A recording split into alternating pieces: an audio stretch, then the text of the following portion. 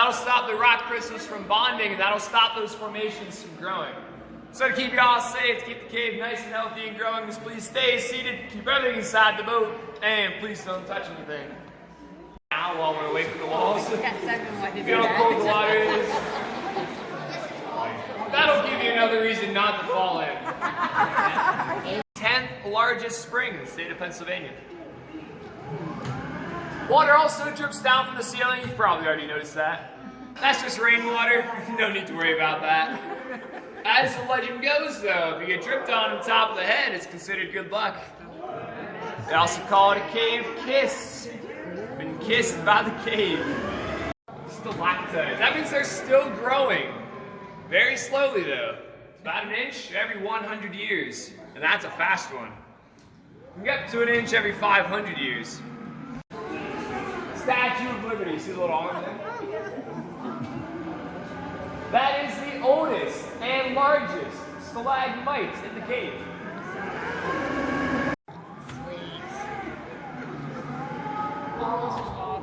Now here in the first room, I'm just going to go over the colors real quick, get you a little more familiar with the minerals around us. The white color though, that's calcium. More specifically, this is calcium carbonate or calcite. Some of you might have heard of calcium carbonate before. That is the main ingredient in Tums. So that means if you came to the cave with heartburn, in theory, stand up, take a lick, probably cure you right up. Can I try that? Water drips down any of that exposed iron, just like the underside of your car, it rusts or oxidizes. It's just that color. A lot of people say it looks like a city on a hillside. Might imagine a bunch of buildings or maybe some little people up there looking down at us. That's awesome. Others even say it looks like Whoville from The Grinch. Yeah.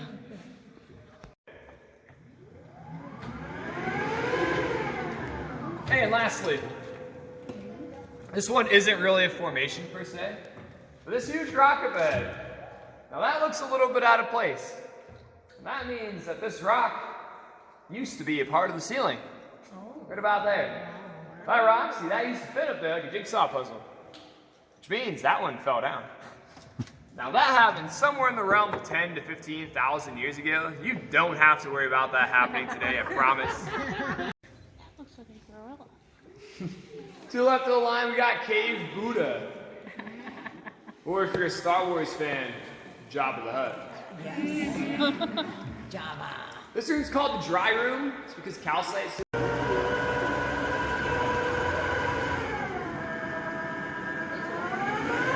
that's cool. I don't even have to duck that far. Yeah, the front of the boat's better off than the back end of the boat, for sure. Alright. We're going to come to a stop up ahead here. There's going to be a little bit more of a splashing noise.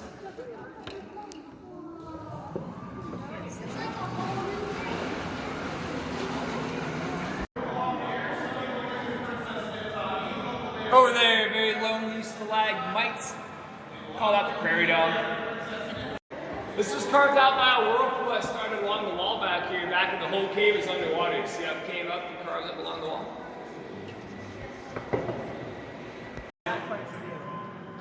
Also, right now, we're heading directly underneath the bison pasture. So as we speak, there's a good chance there's a 2,000-pound bison, walking around that field above your head. Which means if you get dripped on, you know where it came from. It used to be pure white calcite, like that down there. They hold a torch up against it and it would reflect the light from the torch, but over time it got covered in soot, and that's why it looks like that. The Canadian side of Niagara Falls.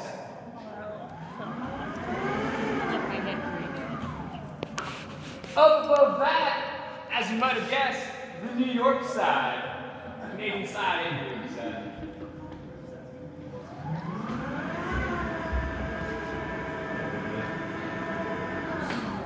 We'll get a shark fin, and some shark teeth. Oh, that actually looks like there's blood on it. That looks terrifying. To the left of the columns, a stalactite and a stalagmite. Only 5 or 6 inches apart from touching. Come back in 12 to 1,500 years. Should be a compliment.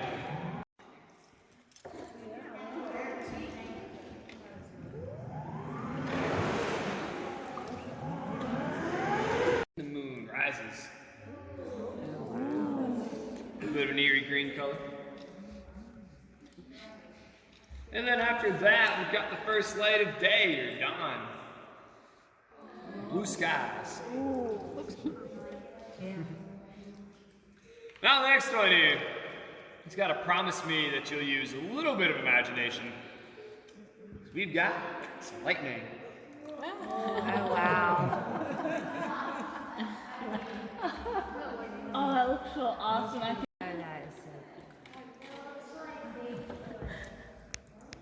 Now back in the day, right, this used to be the very last stop of the tour. The boats used to turn around right here, the cave wall used to end up ahead. And that meant that all the water down here used to exit right underneath this wall. Water used to go underneath that wall to the outside, and that's what would form Penn's Creek.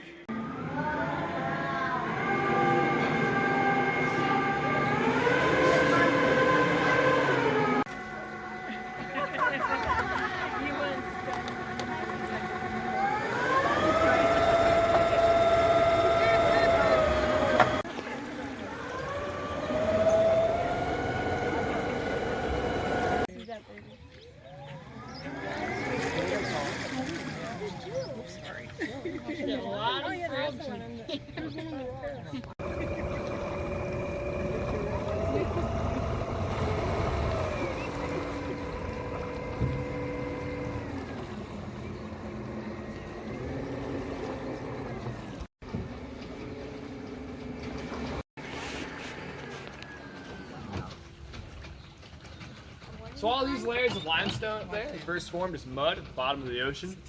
Between those layers of limestone, there are tiny seashell fossils. Those are called brachiopods.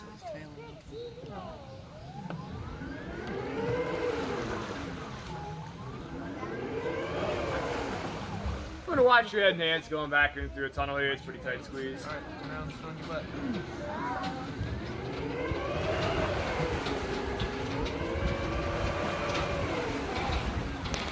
Those of you on the right side, look out for Headache Rock right there. me and you, Dad. Forming over a sandbar, mud bank. I got washed away in a flood leaving nothing but the canopy. These can weigh several tons, but they're strong enough to support their own weight. That's all. The age of the cave itself was between 3 and 5 million years old. And speaking of old, on the right side, that is what cave bacon looks like when it gets old. It kind of looks like a sunchip. Cheddar cheese sunchip. That kind of looks like a beehive. See Waldo still hanging out up there. Yup, he's still hanging out there. I'm not sure he moved. We did not.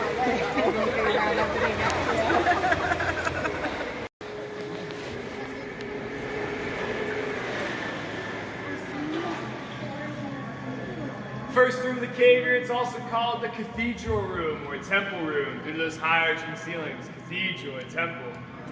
Although we have actually had a few weddings down here. Oh.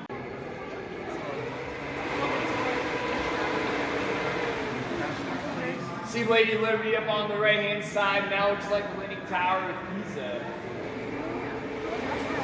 Funny how different it looks on the way back.